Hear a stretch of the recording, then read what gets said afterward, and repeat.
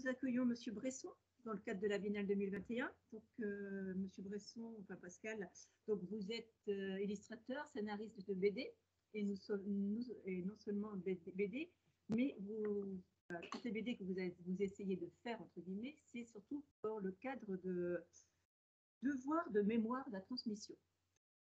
Donc, je vais vous laisser vous présenter, puis je vais vous poser les questions après. Alors, bonjour, donc, je suis Pascal Bresson, je suis auteur de bande dessinée depuis plus de... J'ai à mon actif un peu plus de 50 albums, et c'est vrai que la thématique c'est le devoir de mémoire, pas contre l'injustice, la transmission, de battre tout ce qui peut être mauvais, et puis surtout faire en sorte de parler des gens qui ont fait des choses, de prolonger justement leurs souvenirs, perpétuant leur mémoire. Et puis surtout, je veux surtout m'adresser aux jeunes générations. Je dis toujours que c'est eux qui vont construire notre avenir. Pas la prétention de pouvoir sauver. Et je me dis toujours que dans ce qu'on apporte, dans ce qu'on met, il y a toujours une petite graine qu'on plante et que les jeunes que je rencontre, les débats, enfin les autres, peut-être une future Simone Veil, futur Nelson Mandela, puisque c'est des grands hommes, femmes, humanistes, donné. Et pour moi, voilà, c'est un combat. C'est ma ligne conductrice. Justement, donc vous parlez de Simone Veil, donc vous avez écrit L'Immortel, un album retraçant la vie de Simone Veil. C'est ça. Et également un autre album sur Beate, pardon, excusez-moi, et Serge Gainsbourg. Et donc, en fait, ce matin, donc, vous avez rencontré une classe de première au lycée Joseph Lotte. Donc, qu'est-ce que ça leur rapporte d'après vous? Et vous, qu'est-ce que ça vous apporte aussi? Alors, au départ, il y a le livre, Simone Veil, donc je raconte la vie de Simone Veil, et puis après, je raconte les mémoires de 50 années de combat contre l'obscurantisme, contre les criminels de guerre, en ce qui concerne Beate et Serge Klarsfeld. Le fait de rencontrer les jeunes, pour moi, déjà, c'est pouvoir leur rentrer un peu plus dans les détails, puis surtout pouvoir leur apporter mon expérience, puisque à chaque fois, j'ai la chance de rencontrer Simone Veil, j'ai eu la chance de travailler aussi avec. Je leur apporte un peu mon ressenti, je leur apporte aussi ce qu'ils ont pu me raconter. Puis c'est un partage surtout. Encore une fois, il y a les livres d'un côté, alors après ils prennent l'information, ça dépend comment ils digèrent, mais la façon de les rencontrer, c'est de juste expliquer ce qu'ils ont lu, ce qu'ils ont peut-être. C'est une façon aussi de rapporter, comme je dis, enfin j'apporte ma pierre à l'édifice pour faire en sorte que ce qu'il y a eu avant, chercher ce qu'il y a eu avant, la transmission est toujours l'existence comme le fait de les rencontrer. Là, ils ont des questions, et des fois, moi, c'est important d'être les jeunes, parce que c'est pour eux que je fais ces livres. C'est pour je dirais que c'est mes enfants. Non, quand je vais rencontrer les jeunes, j'aime finir par leur dire peut-être Simone Veil, parce que, encore une fois, Simone Veil, quand elle avait jamais ce serait du thé, ce fois, ce serait de la santé, que chaque destin est différent. Et il suffit d'une rencontre, il suffit d'une parole, d'un mot, peut-être des fois changer le destin. Je suis très surpris souvent dans mes... parce que ouais, je rencontre des élèves qui sont un petit peu durs ou autres, et puis à la fin, à la fin de ces sont les premiers à venir me poser des questions et puis plus intéressés. Et encore une fois, voilà, c'est d'être à la rencontre des jeunes, c'est important, c'est d'être sur le terrain. Et je pense toujours justement à demain. Pas forcément rose ni pour eux ni pour nous, mais c'est demain c'est eux qui vont construire une société de demain.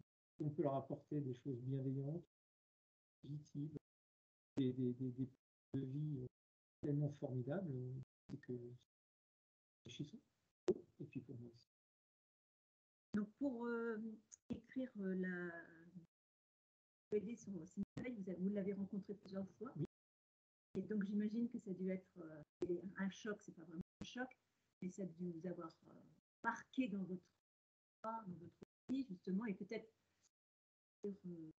formater la BD différemment à celle que vous avez vue initialement. C'est sûr que la BD aurait été différente si j'avais pas eu l'occasion de la rencontrer. C'est grâce à un ami qui s'appelle Claude Cancès, un ancien, qui était l'ancien patron du 36 quai des Orfèvres, qui est un ami proche et qui connaissait la famille Veil. C'est grâce à lui que ensuite, c'est vrai que j'avais ce projet en allant aller voir les tombes de Jean Moulin, de d'Aimé Césaire, enfin, de tous ces grands personnages. Et je m'étais posé cette question, s'il y avait une personne à mettre là maintenant, ce serait qui? J'ai tout de suite pensé à Simone Veil que j'avais rencontrée il y a ce jeune dessinateur à Granville, au Salon du Livre. Et là, c'est vrai que je me faisais cette réflexion parce que je n'avais pas du tout été parce que trop jeune, je connaissais bien sûr la politique, mais je n'avais pas plus d'assurance que ça. Et c'est seulement 28 ans après que je me suis dit, tiens, il faudrait faire quelque chose sur ce tir de là. J'ai tout mis en branle, tous les livres, les articles, j'ai fait un travail de fond. Je me suis vraiment impliqué, investi. C'est si bien qu'à la limite, je vivais dans le personnage de Simone Veil. Et le fait de l'avoir rencontrée, ça a peut-être justement renforcé mon envie, mon envie de le faire, parce qu'il y a tellement de choses, elle a fait tellement de choses de bien, Simone Veil, qu'on a envie justement de le partager avec eux. Et cette rencontre, moi, m'a fortement marqué, me marque encore, elle me marquera encore. Et je vois autour de moi, surtout pendant les elle a marqué d'autres personnes, parce que pendant les dédicaces, j'ai beaucoup de gens qui l'ont croisé, qui sont d'anciens cadres de santé à la retraite, et qui ont eu la visite de Simone Veil à l'époque quand les voir dans les et c'est vrai que ça c'est formidable parce que je vois une autre Simone Veil. Je suis pas déçu en plus par Simone Veil que je redécouvre parce que moi j'ai la Simone Veil de ma propre vision, de ce que j'ai lu, de ce que j'ai vu, et là j'ai une autre Simone Veil extérieure de gens qui l'ont rencontré du temps, que ce soit aussi dans le cadre professionnel comme elle. Et puis formidable, quoi. On voudrait tellement encore plus, et je suis persuadé que si elle avait été prise, je pense que quelque chose a changé. J'imagine que les rencontres que vous avez eues avec Simone Veil ont permis de découvrir certains pans de sa vie qui étaient sont méconnus du grand public. Alors, pas trop, parce que en fait, les rendez-vous étaient quand même très courts. Je les ai surtout en creusant et en parlant justement, alors déjà dans les livres, mais une fois, il y a eu quelque chose de dit. Après, c'est un peu en parlant avec Jean Veil, après en parlant avec des personnes qui m'ont très bien connu, avec qui elle a travaillé. Donc, il y a tout un travail de recherche, hein, forcément. On investigue, hein, on ne se lance pas dans un tel projet en se levant le matin. Surtout que c'est un projet qui a sur 3 ans, donc 3 ans c'est long sur un album. Mais encore une fois, ce qui est important, c'est de se mettre à de Simone Veil et de se dire, voilà, quand je travaille dessus, je suis Simone Veil. Je vais bien évidemment toujours chercher le petit détail, hein, pas celui qu'on trouve facilement dans les livres. Et c'est toujours enrichissant parce que ça prouve quand même aux lecteurs, aux personnes qui aiment Simone Veil, l'investissement personnel et puis surtout faire partager quand on a une anecdote à raconter. Voilà. Après, encore une fois, que ce soit pour Léa Tessler-Schlersfeld ou Simone Veil ou pour tous les autres, ça je le dis encore, c'est si j'avais été vraiment déçu de la rencontre, je n'aurais jamais fait le livre parce que pour faire un livre, il faut vraiment justement la personne en face, mais que imagine telle qu'elle est dans la vie et les personnages qu'elle est, comme les Clarcel qui ont tout fait et qui sont des gens très simples, qui sont formidables. C'est vrai que c'est difficile de parler de ces gens-là parce qu'à chaque fois j'ai de l'émotion. En plus, Simone Veil me vient et qu'elle est décédée pendant le livre. Et c'est vrai qu'elle est d'ailleurs morte à la page 51 où commence la période de son adolescence. Et pour moi, c'était quand même un traumatisme parce que ça marque. Et quand la croix immortelle, hein, d'où le titre immortel. Et quand elle est décédée, au moment où j'ai appris son décès, je me suis dit, c'est pas possible. Et en plus, j'avais des tonnes de photos. Et là, pour le coup, c'était l'une des premières fois où je racontais la vie d'une personne qui est partie pendant la réalisation du livre. Donc, moi, ça m'a fait comme un choc. Même d'ailleurs, pendant 2 semaines, j'ai même pas pu travailler, ni même regarder une photo. Enfin, c'est pas possible jusqu'à un moment donné où je me suis posé la question. Je me dis, bon, ce livre, tu le fais pour les jeunes générations. En plus, c'est quelque chose que Simone Veil aurait voulu faire. Donc, tu n'as pas le droit de flancher. Voilà. Puis donc, j'ai repris je suis retourné, quoi. Et c'est vrai que ça m'avait quand même fait un choc, une immense peine. Et forcément, je recevais beaucoup d'appels de journalistes, puisqu'ils avaient fait le lien entre la préparation de l'album et puis le décès de Simone Veil. Donc, à chaque fois, on me remettait Simone Veil, donc j'y repensais. Donc, c'était quand même assez difficile. Puis après, quand le livre est sorti, c'était formidable, parce que le premier coup de téléphone que j'ai reçu, c'était de son fils, Jean Veil. Et là, je me souviens, j'étais en dédicace à Saint-Malo, et Jean Veil m'avait appelé, et je me suis dit, s'il m'appelle, c'est qu'il a dû voir une chose qui ne va pas dans le livre, j'ai dû me tromper. Et en fin de compte, j'ai attendu la fin de ma dédicace pour écouter son message, et je me souviens qu'il m'a dit, bonjour Pascal, c'est Jean Veil, je viens de recevoir le livre, je l'ai reçu, tout le monde trouve formidable.